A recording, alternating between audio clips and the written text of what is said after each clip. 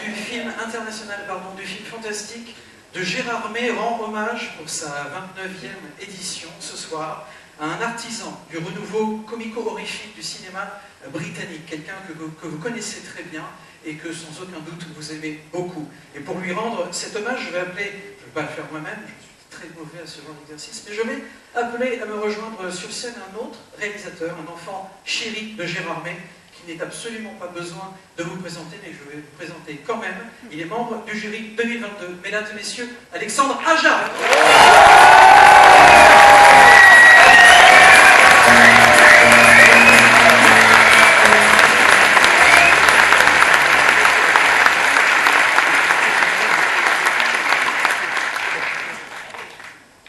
C'est vraiment un super festival jusqu'à maintenant, donc évidemment je ne peux rien dire sur les films, mais en tout cas on passe un très grand moment. Voilà.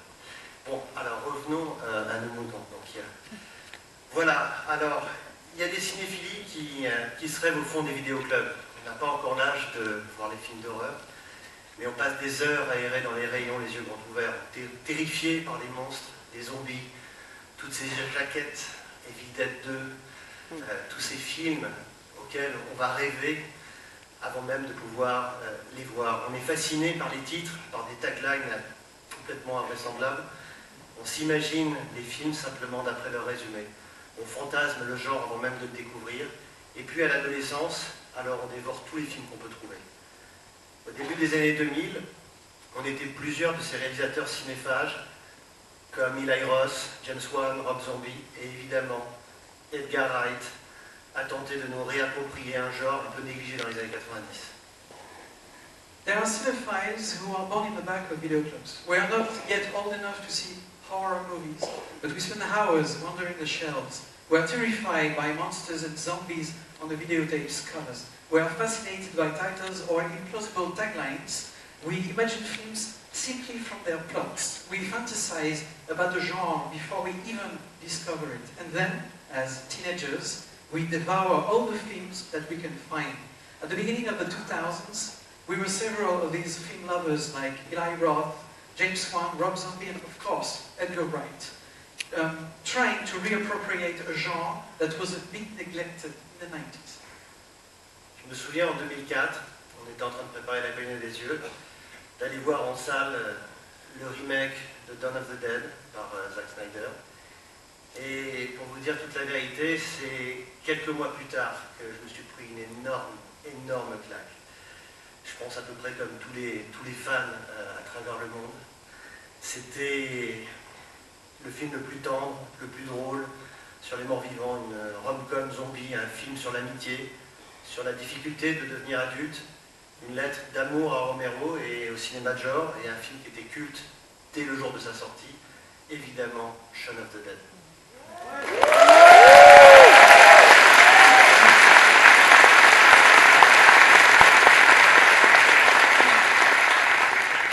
Edgar ne s'est pas arrêté là, il va renouveler avec Simon Pegg et Nick Frost ses déclarations d'amour au film policier avec Hot Fuzz et surtout au Body Snatcher avec World's End.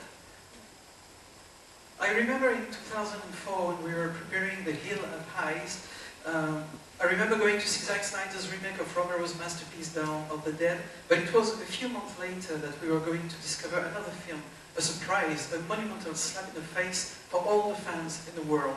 The most tender and funny film about the living dead, a zombie rom-com, a film about friendship, about the difficulty of becoming an adult, a love letter to Romero and genre cinema, a cult film from the moment it was released, Shaun of the Dead.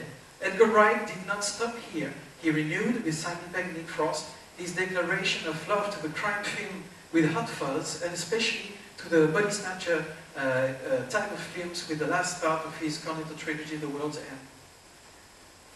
Edgar est un réalisateur qui sait prendre des risques, et loin du chemin que lui offre Hollywood, il a suivi et su suivre son instinct, et poursuivre une œuvre personnelle sans jamais se répéter, et en juger le succès de Baby Driver et de Scott Pilgrim, ça a été plutôt une immense réussite.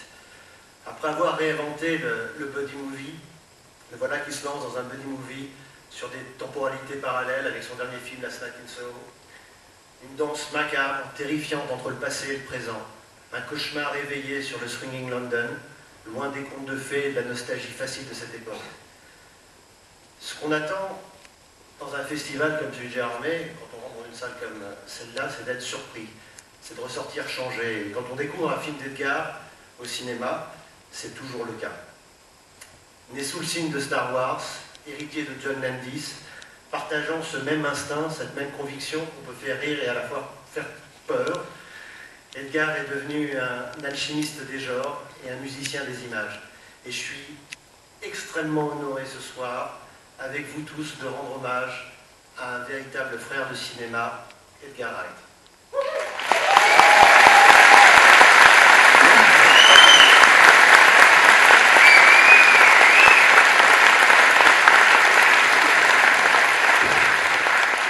Edgar is a director who takes risks far from the path that Hollywood offers him.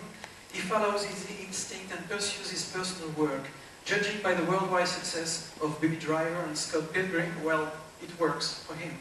After having reinvented the buddy movie, here he is with his latest film, Last Night in Soho, a buddy movie in parallel timelines. A terrifying, macabre dance between the past and the present, a waking nightmare about swinging London, far from the fairy tales and the easy nostalgia of that era. What we all expect in a festival like Gérardmer, when we enter a room like this one, is to be surprised, to come out changed when we discover a film by Edgar Wright in the cinema. It is always the case. Born under the sign of Star Wars, here to John Landis, sharing the same instinct, the same conviction that one can make people laugh and shiver at once, Edgar has become an alchemist of genres, a musician of images, and I am very happy to pay tribute tonight to Edgar Wright.